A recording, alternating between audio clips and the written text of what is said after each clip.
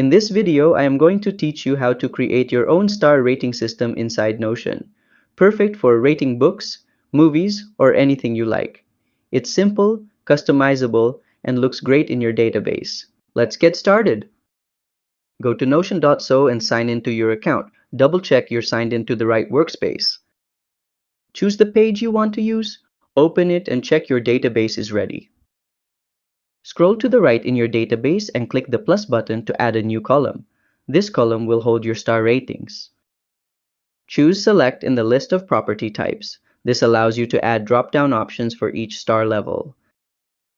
Rename the column based on your preference. For this video, I'll name it Rating. Then click the icon next to the name and choose a star icon.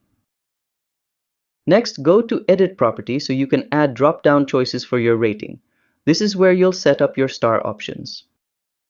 Click Add an option, then paste the star icon that you copied from Google.